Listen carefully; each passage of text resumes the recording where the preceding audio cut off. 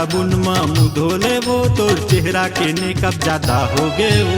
लक्सा साबुन माँ मुँह धोले वो तोर चेहरा के नेकअप ज्यादा हो गए वो। जाना मुँह धो के आ, जाना मुँह धो के आ, चिन्हावते नहीं है वो। सुना था लक्सा साबुन माँ मुँह धोले वो तोर चेहरा के नेकअप ज्यादा हो गए वो। लक्सा साबुन माँ मुँह धोले वो तोर चेहरा के नेकअप ज्यादा हो गए वो।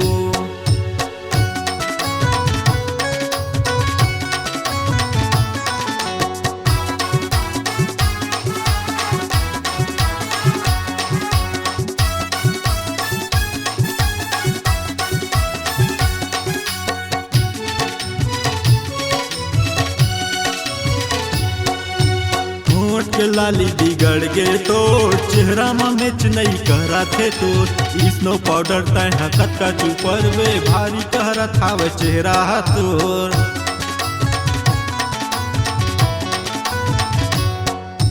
होठ के लाली बिगड़ गए तो चेहरा में मैच नहीं करा थे तो। स्नो पाउडर तय हकत का चुपर वे भारी कहरा था वे चेहरा तो। कैसे बता तो ल कैसे बता जाना ना मत देख ले वो। हाय लगता साबुन माँ मुँह धोले वो तोर चेहरा के नेकअप ज्यादा हो गए वो। लगता साबुन माँ मुँह धोले वो तोर चेहरा के नेकअप ज्यादा हो गए वो।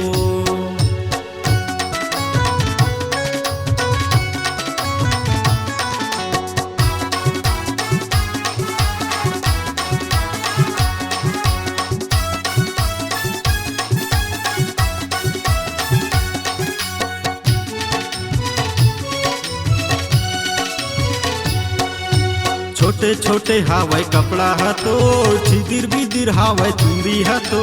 आगू पाछू में तो रहना लगे हे पूरा लजलवा देखावा थस तो।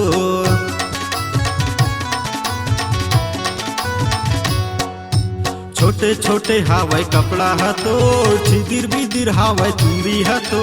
आगू पाछू में तो रहना लगे हे पूरा लजलवा देखावा थस तो। फैशन वाली है रे फैशन वाली का बवंडर मता बेकार। सुना था लगता साबुन माँ मुँह धोले वो तोर चेहरा के नेकअप ज्यादा हो गए वो। लगता साबुन माँ मुँह धोले वो तोर चेहरा के नेकअप ज्यादा हो गए वो।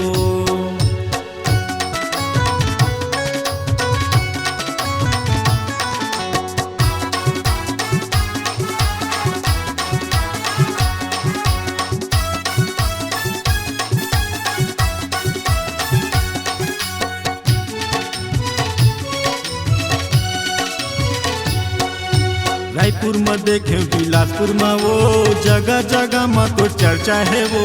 कतको झंटू रमन पूछत रहते तोला इंस्टाग्राम में फेमस अच्छो।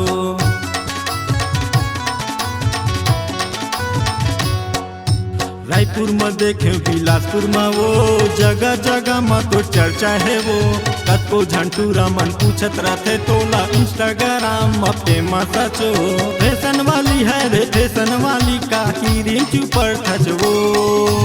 सुना था लगता साबुन माँ मुँह धोले वो तोर चेहरा के नेकअप ज्यादा हो गए वो। लगता साबुन माँ मुँह धोले वो तोर चेहरा के नेकअप ज्यादा हो गए वो। जाना मुँह धो के आ, जाना मुँह धो के आ, चिन्हावते नहीं है वो। सुना था लगता साबुन माँ मुँह धोले वो तोर चेहरा के नेकअप ज्यादा हो गए वो। लगता साबुन माँ मुँह धोले वो तोर चेहरा के नेकअप ज्यादा हो गए वो।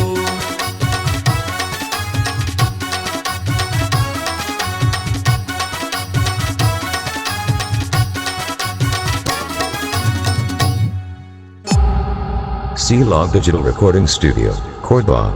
Contact number 99071192115.